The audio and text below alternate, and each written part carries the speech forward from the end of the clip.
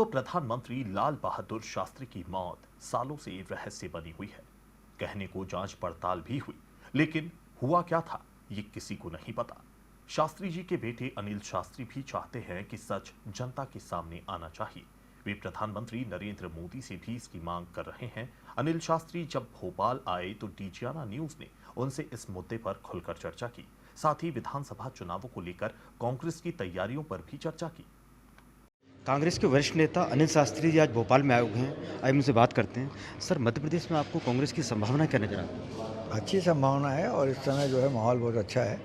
और अगर देखा जाए तो आज से 5 साल पहले जनता ने जनादेश कांग्रेस को दिया था और सरकार भी हमारी बनी थी। लेकिन उस जनादेश के साथ भारतीय जनता पार्टी ने विश्वासघात किया और हम तो जनता के समक्ष यही कह रहे हैं कि आपने तो हमें जिताया था, आपने हम पर विश्वास किया, लेकिन बेईमानी से हमसे सरकार छीन ली गई और एक मौका और दीजिए जो हमारे काम पूरे नहीं हम कर पाए उन 15 महीनों में। हम अब आगे आप 5 साल देंगे तो उसमें करेंगे। तो बहुत अच्छा माहौल है और कमलनाथ जी बहुत मेहनत कर रहे हैं।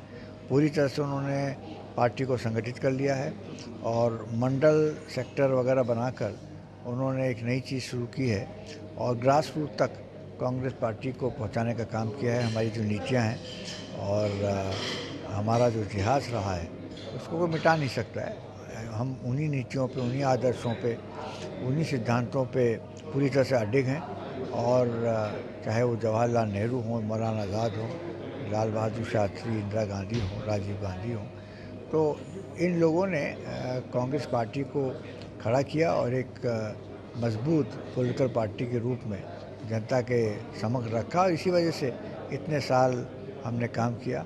ये कहना बिल्कुल गलत होगा कि कांग्रेस पार्टी के शासनकाल में कोई काम नहीं हुआ।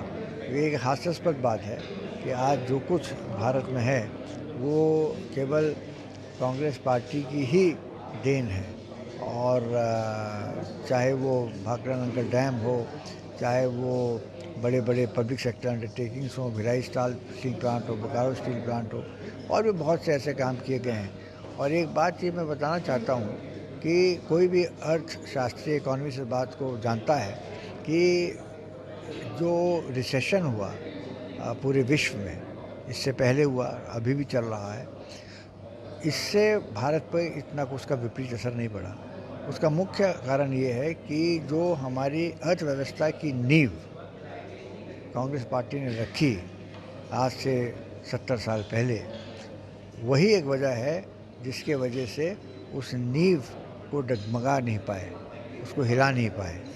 और हमारी जो अर्थव्यवस्था की इमारत है आज भी मजबूती के साथ खड़ी हुई है, उसको गिराना आसान नहीं है। चाइना पर असर पड़ा और भी मुल्कों पर असर पड़ा। आप देख रहे हैं पाकिस्तान में और श्रीलंका में क्या हो रहा है, बांग्लादेश में क्या हो रहा है।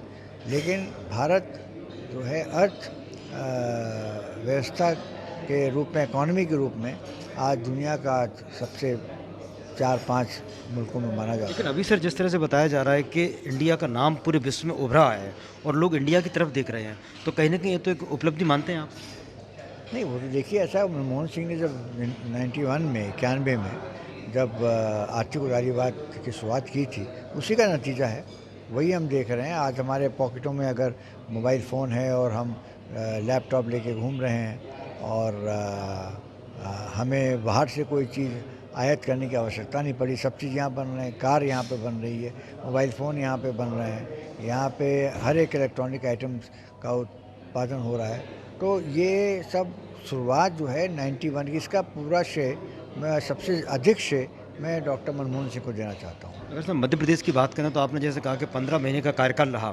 भारतीय जनता पार्टी की जो सरकार है और पूरी पार्टी इसी बात को प्रचारित कर रही है कि आपके 15 महीने के कार्यकाल में जो तमाम वादे किए थे आपने जनता से, वो पूरे नहीं किए हैं। इस बात को ज़्यादा प्रचारित किया जा रहा है। इसकी आप काट किस तरह से करेंगे?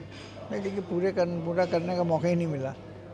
सरकार जब जनता जनादेश देती है वो 5 साल का देती है, 15 महीने का नहीं देती है। और जो हमारे वादे थे, जो हमारे प्रोमिसेस थे, वो 5 साल में पूरा करने के लिए थे। 15 महीने में हम पूरा नहीं कर सकते। और जितना हो सका हमने 15 महीने में किया। जो हो सकता था वो हमने 15 महीने में किया। लेकिन जो नहीं हो सकता था 15 महीने में, मतलब पॉसिबल नहीं था, मतलब व्यवहारिक ही नहीं था। तो उसमें अब जनता से हम फिर मांग रहे हैं वो बाकी का 5 साल। आपकी पार्टी में गुटबाजी भी चरम पर रहती है। वो हर जगह है, उसमें कोई नई बात नहीं, हर पार्टी में है। आपने देखा कितने से कर्नाटक में जो है पूर्व मुख्यमंत्री जगदीश शेट्टर भारतीय जनता पार्टी को छोड़ के चले गए, एमएलसी छोड़ के चले गए। वो देखिए थोड़ा बहुत गुटबाजी जो है वो मैं उसको, ये मेरी व्यक्तिगत राय है, मैं उसको हेल्दी मानता हूँ। मतलब कोई डिक्टेटर उसको एक रन करे। इंदिरा जी के समय में भी, इंदिरा जी एक बहुत मजबूत आयरन लेडी कहा जाता था, उनके समय में भी गुटबाजी होती थी। मध्य प्रदेश में उनके समय में विद्याचरण शुक्ल का ग्रुप एक तरफ होता था, श्यामाचरण अर्जुन सिंह जी का दूसरी तरफ होता था। कांग्रेस पार्टी हमेशा इसमें यहाँ पे शासन में रही। उत्तर प्रदेश में कमलापति त्रिपाठी एक तरफ, सीबी गुप्ता, बहुगुणा जी, एनडी तिवारी अलग गुट में होते थे। और वहाँ पे भी हमारी 70 सीटें लोकसभा में आती थी, हमारी सरकारें वहाँ बनती थी। तो गुटबाजी से हमें इतनी परेशानी नहीं होनी चाहिए, क्योंकि तो हर जगह। और तो ये तो आई थिंक ये पार्टी के इंटरेस्ट में है, पार्टी के इंटरेस्ट में है कि कुछ लोग जो हैं जनता जो है पब्लिक को कुछ नेता के साथ जुड़ती है, कुछ किसी और साथ। हमारा ये कोशिश होनी चाहिए कि हम सबको एक होके चलें। जब चुनाव आता है, चुनाव से में लड़ने की बात होती है, जैसे इसको टिकट दे दिया जाए, चाहे वो किसी गुट का हो, फिर सबको मिलकर उसको जिताना चाहिए। और अगर वो जिताएगा तो हमारी बहुमत आएगा। तो इसलिए मैं समझता हूँ वो बहुत मेरे लिए चिंता का विषय है। चुनाव और राजनीति से हटकर अगर हम बात करें सर, तो लाल बहादुर शास्त्री जी की मृत्यु अभी भी मिस्ट्री बनी हुई है सर। आपको क्या लगता है सर, खुलासा होना चाहिए था इसका? देखिए, मैं इसमें इतना ही कहूँगा कि प्रधानमंत्री जी मैंने भी अनुरोध किया है और आरटीआई के माध्यम से भी अनुरोध किया गया है कि लाल बहादुर शास्त्री के निधन से संबंधित जो भी दस्तावेज हैं उनका खुलासा होना चाहिए, उनको डिक्लासिफाई करना चाहिए। और जब तक उसको नहीं करेंगे पता नहीं चल पाएगा। आरटीआई के जवाब में प्रधानमंत्री कार्यालय ने यही कहा कि हम उसको डिक्लासिफाई नहीं कर सकते, खुलासा नहीं कर सकते, क्योंकि ये हमारी सुरक्षा की दृष्टि के लिए ठीक नहीं रहेगा और एक विदेशी मुल्क से हमारे संबंध खराब हो सकते हैं। और मैं समझता हूँ सुभाष चंद्र बोस के दस्तावेज़ों को अगर उसको सार्वजनिक किया गया तो लाल बहादुर शास्त्री के मृत्यु से संबंधित दस्तावेजों को भी सार्वजनिक करना चाहिए। सर, आप उनके पुत्र हैं, आपको क्या लगता है कि क्या क्या उस समय हुआ होगा, और जिस तरह का शव उनका मिला था तो किस तरह का आप लोगों को लगा कि क्या हुआ होगा? क्योंकि उनके चेहरा नीला था, उनके माथे पर यहाँ पे जो है सफ़ेद दाग थे। और कुछ डॉक्टरों से बात किया, हार्ट स्पेशलिस्ट से भी, मैं तो उस समय स्कूल में पढ़ता था, लेकिन मेरे बड़े भाई और रिश्तेदारों ने बात किया तो उन्होंने यही कहा कि ये तो कोई अगर जहरीला सांप काटे या कोई बहुत जहरीले पदार्थ अगर वो शरीर में जाता है तो उससे ब्रेन हैमरेज हो सकता है। और इसके अलावा उनके ठहरने की व्यवस्था जो है वो 15 किलोमीटर दूर रखी गई थी। और जब वहाँ पे पूछा गया कि भाई इतनी दूर क्यों रखी, जो सिक्योरिटी वालों ने इसका ऑब्जेक्शन लगाया तो उन्होंने कहा कि साथी जी वेजिटेरियन हैं, शराब नहीं पीते, तो पाकिस्तानी डेलीगेशन और दूसरे जो डेलीगेट्स हैं उनके साथ वो बहुत कंफर्टेबल नहीं रहेंगे, इसलिए उनको अलग कर दिया। वहाँ पे ना एम्बुलेंस था, ना कोई फर्स्ट एड था, ना ऑक्सीजन सिलेंडर था। तो डॉक्टर पहुँचते पहुँचते आधा घंटा लग गया। और उनके कमरे में घंटी नहीं थी, तो उनकी जब तबीयत ख़राब हुई तो उनको उठ के जाना पड़ा और चल के वो डॉक्टर के कमरे में गए, जो उनके साथ दिल्ली से गए थे डॉक्टर चुप। ये सब बातें हैं और इसलिए सबके मन में एक संदेह है। और संदेह को, क्योंकि अब कोई उसका एविडेंस तो अब मिलना बड़ा मुश्किल है, लेकिन ये ज़रूर है कि कुछ कम से कम जनता के मन में जो एक शंका बैठी हुई है उसको दूर करने का एक ही तरीका है कि इसको सार्वजनिक कर दिया जाए। और चार्जिंग फाइल पिक्चर मैंने भी देखी थी। मैं अगर ज़्यादा नहीं तो कम से कम 80% तो मैं कहूँगा उसमें जो है सब ठीक है।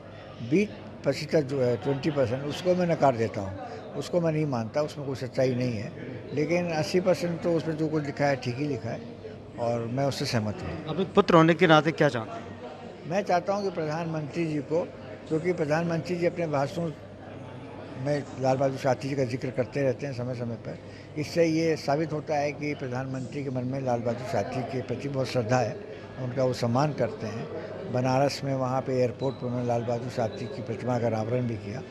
तो मैं यही उनसे अनुरोध करूँगा कि जैसे सुभाष चंद्र बोस के मृत्यु से संबंधित दस्तावेजों को सार्वजनिक किया गया। लाल बहादुर शास्त्री जी के दस्तावेजों को भी सार्वजनिक करना चाहिए। आपका बहुत बहुत धन्यवाद।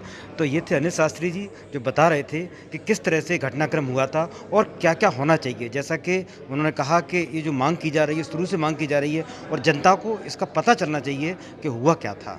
कैमरा मकान व्यास के साथ संजीव श्रीवास्तव, डिजाना न्यूज, भोपाल।